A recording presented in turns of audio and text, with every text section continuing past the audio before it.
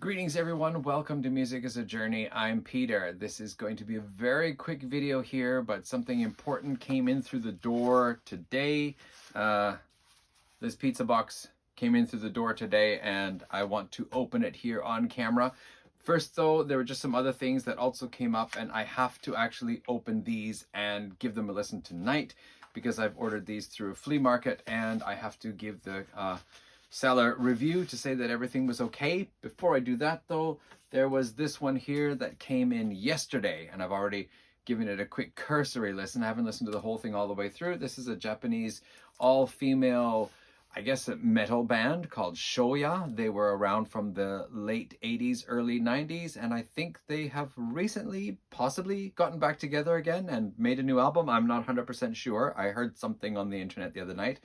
But anyway, this was a band that Kim over at This Is Music recently recommended, and his description sounded really good. I didn't feel I was really in the mood to pick up anything like this because for me, a lot of these late 80s and 90s Japanese female hard rock and metal bands, the singers seem to follow a similar style. Like they all have to sound the same way. And that usually turns me off no matter how good the music is. However, Kim just had such a really good way of describing it. I thought, let me just see what's on the flea market. If I can get something cheap, I'll pick up an album. And yeah, this one here, which is called Outer Limits from 1989, there were a lot of these available. So I just had to find one for the best price that was still in really good condition. So yeah, got it. And I will have to listen to that a little bit later on.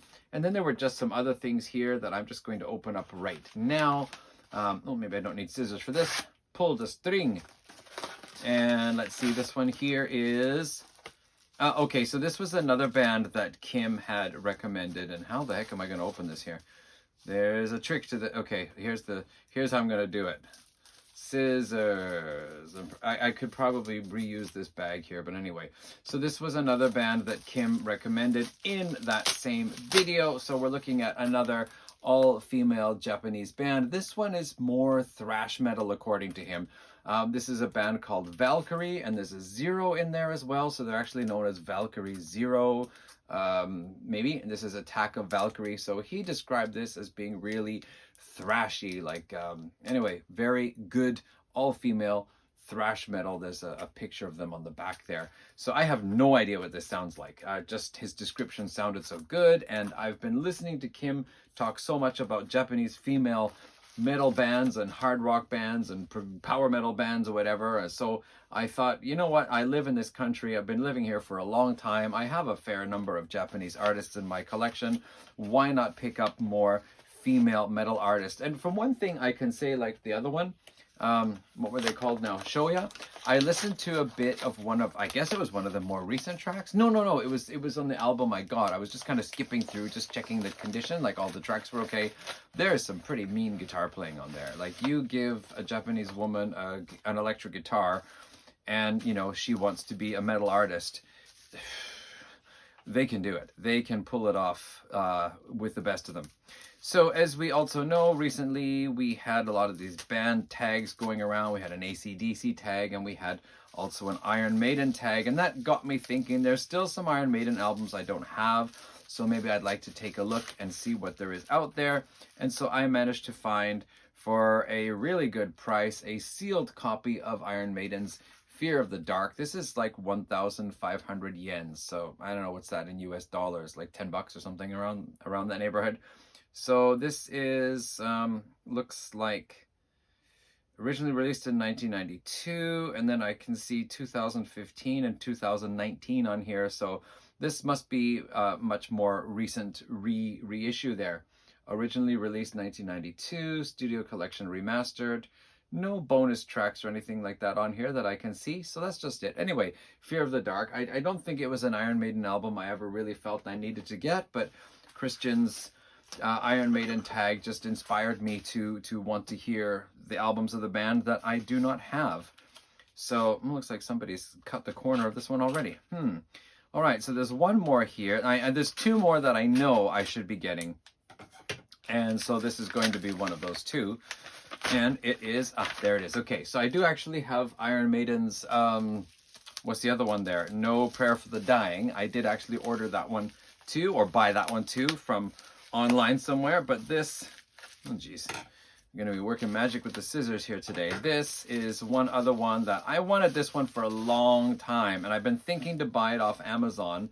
And I was just about to the other day, and then I was reading the reviews. 2 of the reviews gave it a really low score, and they said it's because when they ordered that item from Amazon, it turned out it was a different artist with the same name, and that was really disappointing. So I'm talking about the band called Taste.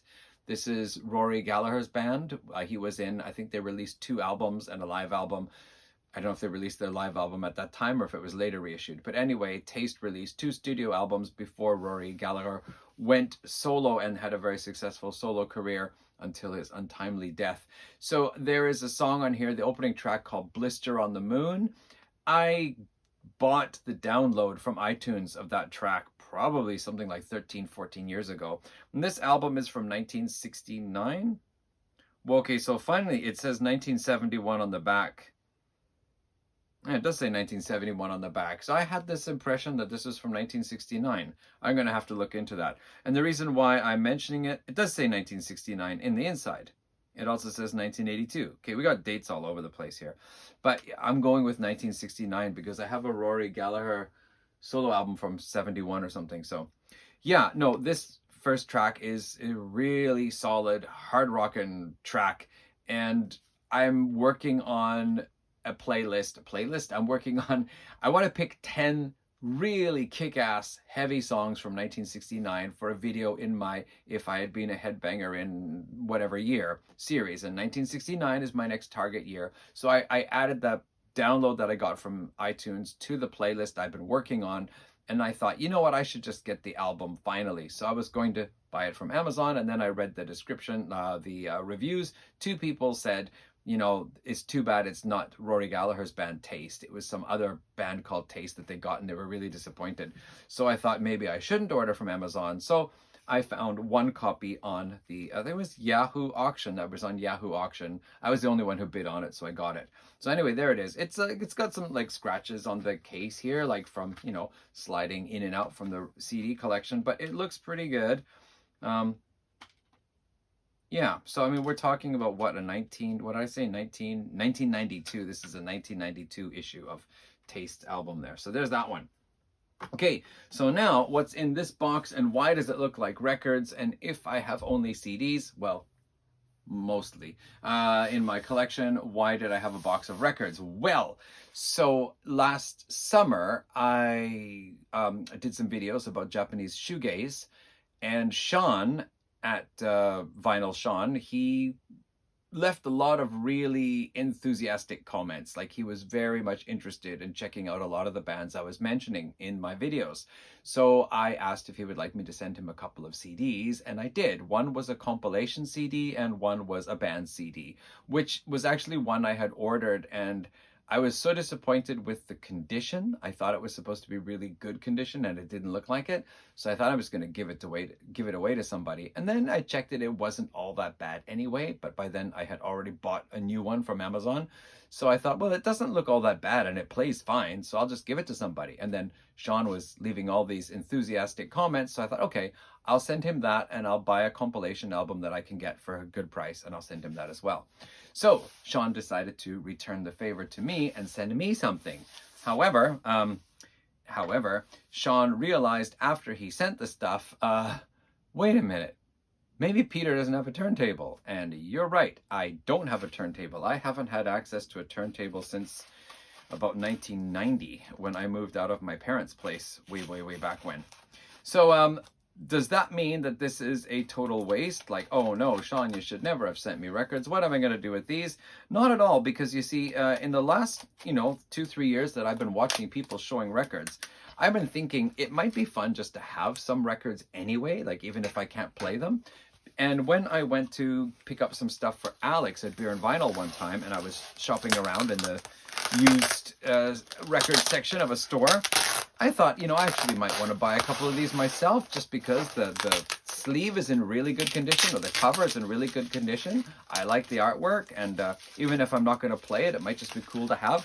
So it is not a total waste to send me, I missed the garbage bin, but anyway, to send me records when I don't have a record player. So I am actually eager to see what Shawn sent, and if it's something I'm not familiar with, I can still check it out, and I can still get a hold of the CD, and then just keep the record as some physical, I missed the garbage bin, physical thing to hang on to. So let's see here. Let's see. Oh my goodness, there's still some tape I missed. Scissors again, into action. There we go. Snip, snip, snip. There we go. Okay, well, let's see. This is looking pretty cool. First of all, a note. Hi, Peter. Hope you like these 2 albums. Thanks for our friendship and the... Oh gosh, I need to put on my glasses. The Flaming Lips and pick up a... Oh, thanks. Oh, thanks for our friendship. That was the end of the sentence. Sorry. I do need my glasses. The Flaming Lip... Okay, you know what? I'm just not going to read it because... it's the end of the day and my eyes are really tired. So let me just see what it is that Shawn sent me here. Okay, so it looks like this is whatever the first thing is. No Joy, More Faithful Shoegaze. Okay. All right, so this is something I will have to do some snooping about. And then it looks like we have Telepath C surgery. Now, wait a minute. I think I remember Shawn talking about that, quite possibly. So there we go. Shawn has sent me these 2. And yeah, like I said, was that white vinyl? Well, that's interesting. Can you see that? No Joy. Does say More Faithful, eh? That's what it says, right? No Joy, More Faithful. Yeah, so actually I have no idea about this. Maybe Shawn has shown it before, perhaps. Not sure. The cover looks kind of familiar. Anyway, all right. Yeah, and then telepathic surgery. Telepathic surgery. I did check this out. I remember him. Oh, that's lovely. I remember him talking about this before. So, the Flaming Lips. Okay. I know it. So anyway, thank you, Shawn, because now you have set me on the course to find out more about what these are. And I will be seeking out the CDs then, if it's something that's really catchy. And I will be hanging on to these because you never know. There might be a vinyl tag someday or something, or a challenge or something where I can proudly hold up an album and say, my friend Shawn sent this to me, and I'm showing this album because it matches prompt number 5 or whatever it is. So that's cool. Oh, look at that. It's actually Dawn dish soap back here. Maybe he's cleaning his eyeballs with Dawn.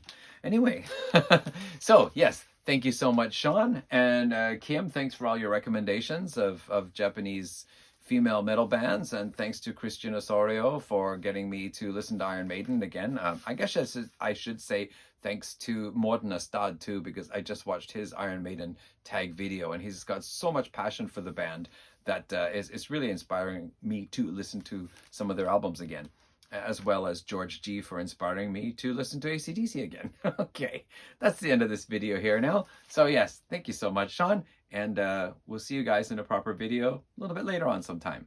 Cheers all, bye.